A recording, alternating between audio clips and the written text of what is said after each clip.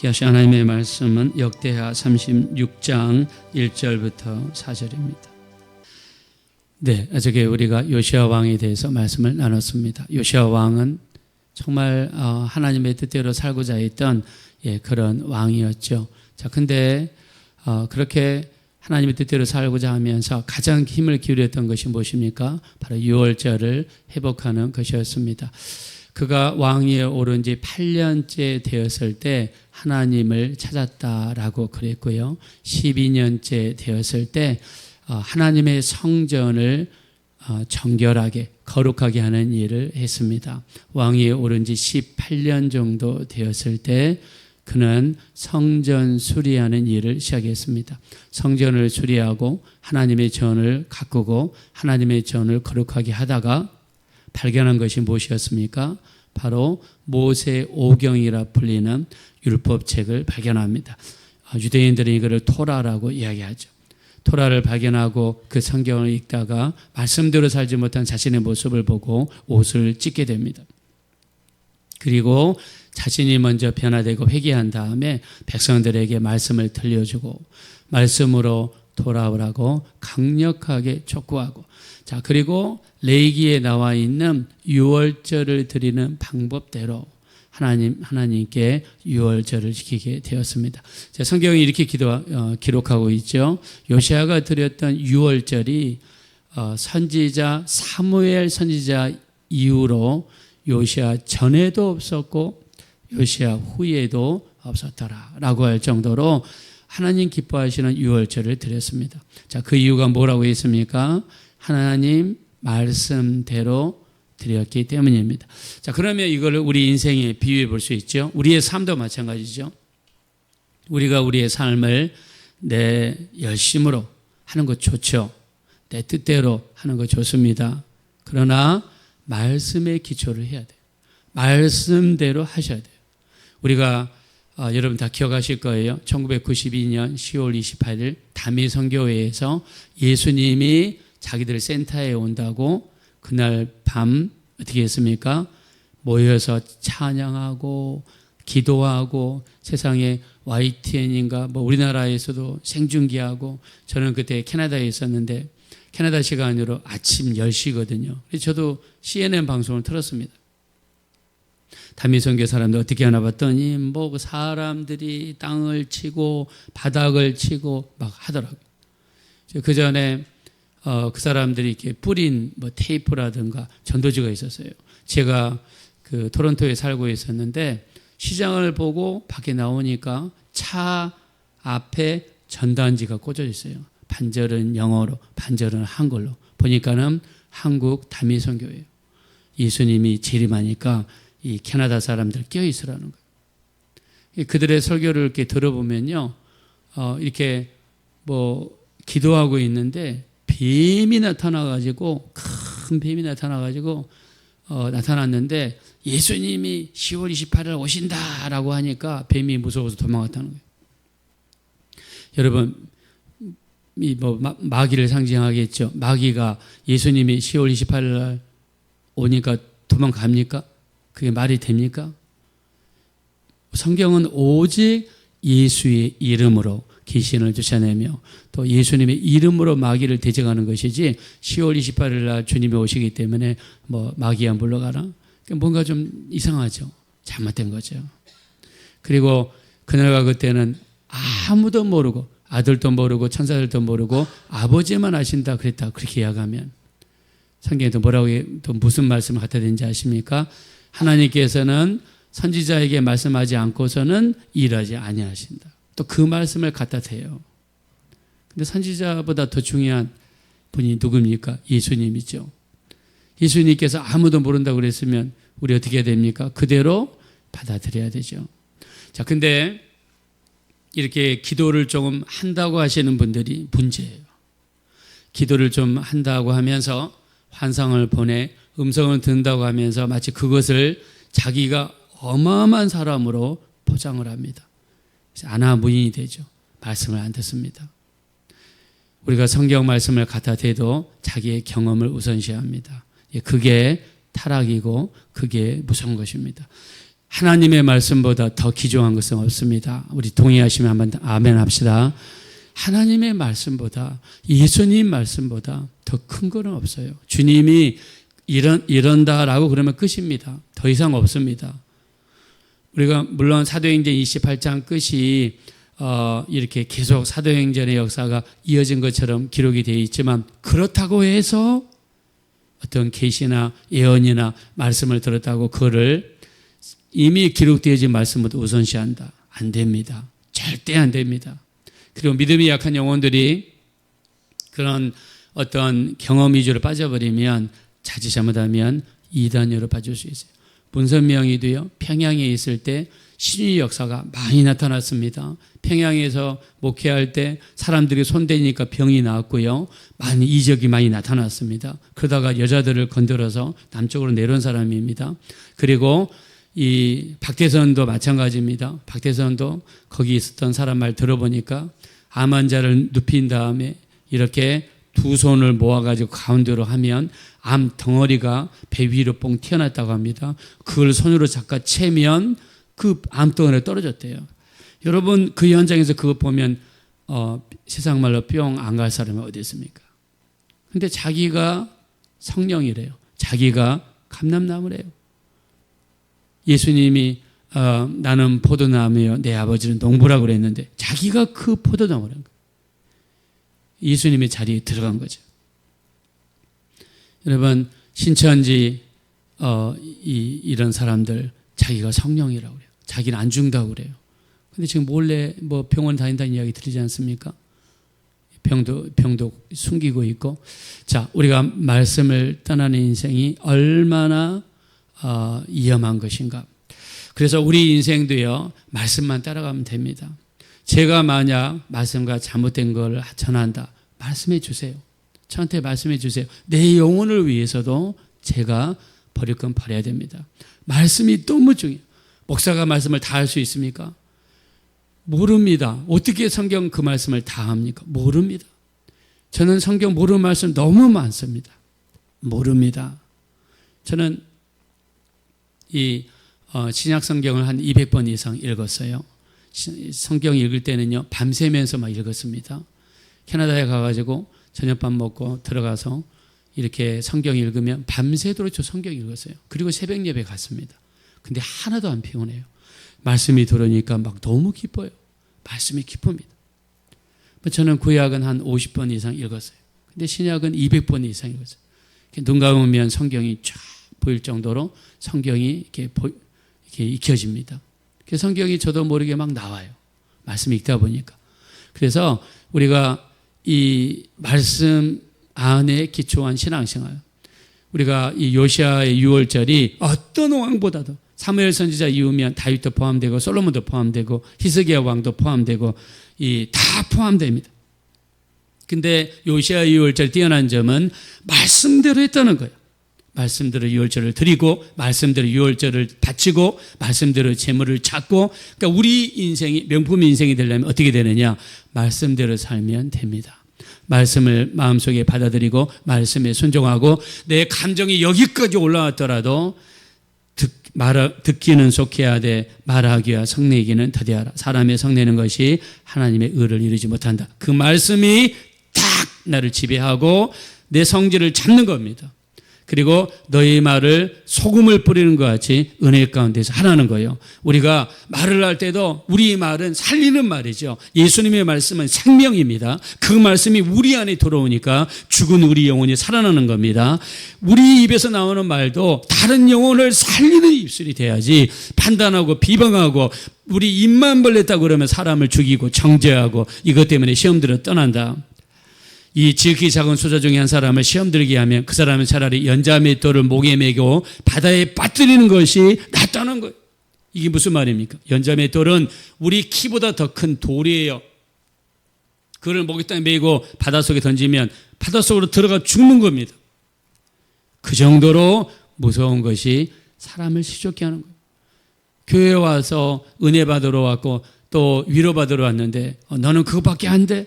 너는 뭐 어디 살아? 너는 뭐 가진 게 없어? 너는 왜 배운 게 없어? 너는 왜 그래? 만약에 이런 식으로 이야기하면 교회는 위로받으러 온 것이고, 교회는 하나님의 은혜 받으러 온 것이고, 우리 모두 똑같은 형제고 자매고, 교회에는 높낮이가 어디 있습니까? 있을 수가 없죠. 우리 똑같은 사람들이에요. 사람의 외모도 마찬가지예요. 젊었을 때나 예쁘고 잘생겼지, 나이 들면 다 똑같습니다. 젊었을 때나 판사, 변호사 뭐 이렇게 되지, 나이 들고 은퇴하면 다 똑같습니다. 다 똑같아져요. 가장 구별하고 뚜렷한 거는 예수 잘 믿고 열심히 신앙생활하고 열심히 기도하고 예배하고 열심히 교회 다니는 것이 이 세상에서 할 수 있는 가장 축복받은 일이고 잘하는 일이라고 믿습니다. 그런 의미에서 우리 새벽에 나왔어요. 요시아의 6월절이 왜 뛰어나고 하나님이 기뻐하시는 것인가? 말씀에 기초이기 때문입니다. 이 새벽에 여러분들 깨워서 잠을 깨우고 육체를 깨워서 이렇게 오셨는데 정말 여러분 이것만큼 여러분 중요한 게 어디 있습니까? 우리 영혼을 위해서 사는 거예요. 우리 이 신앙생활 가장 중요한 것은 얼마나 말씀에 바로 사는가, 얼마나 주의 뜻대로 바로 사는가. 그래서 제가 이번에 가면 저희 아들 같이 이제 교회에 가서, 외국인 교회인데요, 같이 가서 예배도 드리고 또 그 교회, 외국인 교회 찾아가서 좀 부탁도 좀 드리고 이렇게 하려고 합니다. 그래서 그리고 나서 이제 제가 개척했던 토론토 주사랑 교회 가서 인사도 드리고 이제 그때 거기서 왜 왔는지 또 이렇게 설명을 해드려야 되겠지요. 자, 우리 이 요시야처럼 이렇게 열심히 산 사람들도요, 오늘 본문에 보니까 그 아들들 2명이 왕위에 올랐습니다. 요아스와 요야김이라고 하는 2명의 왕이 올랐어요. 근데 너무나 안타깝습니다. 요아스는 왕위에 오른 지 3개월 만에 이 애굽에 의해서 강제로 이 왕위에서 내려오게 되었고, 그리고 애굽으로 끌려갑니다. 두 번째 오른 왕이 요야김입니다. 요야김은 나중에 바벨론 왕에 의해서 강제로 왕위에서 내려오게 되었고 바벨론으로 끌려갔어요. 근데 이런 일이 벌어지면 나라가 위태롭고 나라가 힘들고 또 나라의 백성들이 피폐해지고 영적으로도 피폐해지고 그러면 왕위에 오른 다음에 어떻게 깨어 있어야 되지 않습니까? 자, 근데 참 아쉬운 거는요, 우리 한번 2절을 보겠습니다. 2절, 아까 36장 2절. 다 같이 한번 읽어봅시다. 시작. 요아스가 왕위에 오를 때에 나이가 23세더라. 그가 예루살렘에서 다스린 지 석 달에. 예. 자, 요아스는 왕위에 23살에 올랐습니다. 그리고 석 달밖에 왕을 못했어요. 왜요? 애굽 왕이 쳐들어와가지고 끌고 갔어요. 비참한 일이죠. 그뿐만이 아닙니다. 우리 5절 보겠습니다. 5절 시작. 요야김이 왕위에 오를 때에 나이가 25세라. 예루살렘에서 11년 동안 다스리며 그의 하나님 여호와 보시기에 악을 행하였더라. 바벨론 왕 느부갓네살이 올라와서 그를 치고 그를 쇠사슬로 결박하여 바벨론으로 잡아가고. 여러분, 왕위에 오른 지 11년 만에 바벨론에서 와가지고 치고 쇠사슬에 묶어가지고 잡아갔어요. 얼마나 무서운 일입니까? 그러면 좀 깨달아야 되지 않나요? 나라를 위해 헌신하고 백성들을 해야 되는데 9절 보겠습니다. 시작. 요야긴이 왕위에 오를 때에 나이가 8세라. 예루살렘에서 석 달 열흘 동안 다스리며 여호와 보시기에 악을 행함. 8살짜리가 왕이 됐어요. 이게 무슨 뭘 알겠습니까? 주변 사람들이 문제죠. 석 달밖에 왕을 못했습니다. 석 달 열흘. 그리고 바벨론으로 끌려갔습니다. 이게 사람들입니다. 당장 눈앞에 힘들고 어려운 일이 있음에도 편하지 않는 게 사람입니다. 말씀에 순종하고 기도하고 회개하고 돌아와야 되는데 이 수많은 사람들이 힘들고 어려운 일을 당하면 깨어야 되는데 깨어있지는 못합니다. 우리가 성경은 끊임없이 이야기하죠. 로마서 13장 11절. 너희가 이 시기를 알거니와 자다가 깰 때가 벌써 되었나니 이는 이제 우리의 구원이 처음 믿을 때보다 가까웠습니다. 너희가 이 시기를 알거니와 자다가 깰 때가 벌써 되었다는 거예요. 내 영적인 상태가 심각하다는 거예요. 근데 우리 깨지를 않습니다. 예수님 말씀하시죠. 우리 마태복음 16장 2절에 저녁에 하늘이 붉으면 날이 좋겠다. 아침에 하늘이 붉고 흐리면 날이 굳겠다 하나니 너희가 날씨는 분별할 줄 알면서도 시대의 표적을 알지 못하느냐. 마지막 때가 되면 수많은 전쟁과 기근과 전염병과 이런 것들이 창궐한다고 그랬는데 이런 시대의 표적이 나타나면 이제는 깰 때가 되었거나 이제는 기도할 때가 되었거나 교회 갈 때가 되었거나 예배할 때가 되었거나 깨달아야 되는데 날씨는 분별할 줄 알면서 시대의 표적은 분별 못한다. 그래서 베드로가 이렇게 이야기합니다. 베드로전서 4장 7절 만물의 마지막에 가까웠으니 너희는 정신을 차리고 근신하여 기도하라. 만물의 마지막에 가까웠으니 정신을 차려라. 베드로전서 5장 8절입니다. 근신하라 깨어라 너희 대적 마귀가 우는 사자같이 두루다니며 삼킬 자를 찾느니 믿음을 굳게 하여 그들을 대적하라 그랬습니다. 여러분 근신하고 깨어야 되는데 시대의 표적이 곳곳에서 나타나는데 영적으로 우리를 깨워야 되는데 우리를 막 기도하게 만들고 말씀 보게 만들고 예배하게 만들고 주의 뜻대로 살게 해야 되는데 날씨는 분별할 줄 알면서 오늘 아침에 날씨가 붉고 흐리네 오늘 비 오겠네 날씨는 분별하지 않으면서 왜 하나님의 시대를 통해서 이렇게 표적을 통해 말씀하시는 것을 듣지 못하냐 이 말이에요. 요아스가 그랬고 요야김이 그랬고 요야긴이 그랬습니다. 12년 동안 3명의 왕이 강제로 이 멱살을 잡고 내려옴에도 불구하고 바빌로니아로 2번이나 끌려가고 애굽으로 한 번 끌려감에도 불구하고 정신을 못 차렸습니다. 에스라 이 선지자는 이거를 말하고 싶었던 거예요. 이렇게 하면 안 된다는 거예요.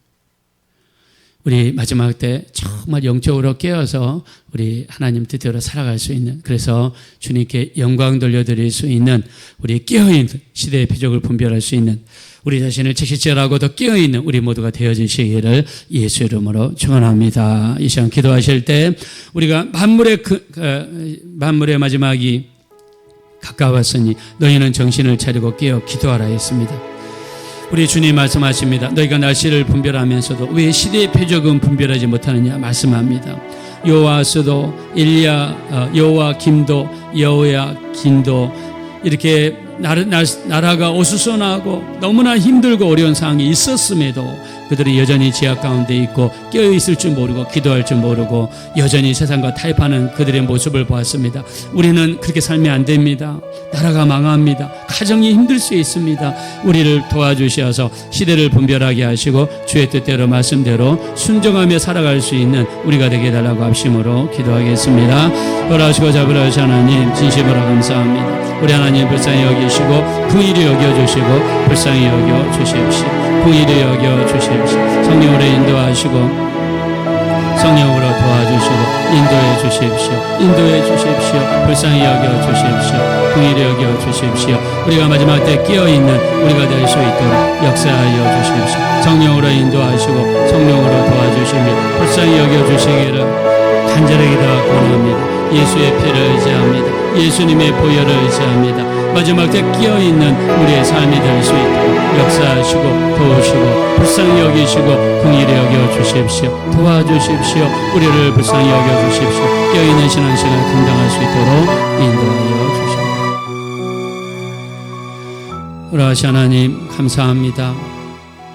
나라가 어수선하고 나라가 백척간두에 있고 수많은 침략을 받고 하나님 앞에 벌써 예배하고 기도하고 부르짖어야 됨에도 불구하고 여전히 지하 가운데 살면서 자신의 연약함 영적인 상태를 알지 못하고 요아스, 요야김, 요야긴 이 세 왕은 여전히 세상에 쳐져서 사는 모습을 봅니다. 우리의 영적인 상태가 벌써 기도하고 예배하고 말씀 봐야 될 시기가 지났음에도 불구하고 우리 영적인 긴박성을 알지 못합니다. 평안하다 할 그때에 예수님께서 도적같이 오신다고 했습니다. 마지막 때 정말 깨어있는 신앙생활하게 도와주셔서 게으르고 연약한 육체를 채찍질하여 예배 현장으로 기도의 현장으로 말씀의 현장으로 날마다 나아갈 수 있는 내가 한 사람이 깨어서 우리 가족을 깨우고 가족을 살릴 수 있는 우리 모두가 되어질 수 있도록 인도하여 주시옵소서. 오늘 하루를 주님의 손에 다가오며 존귀하신 예수님의 이름으로 기도합니다. 아멘.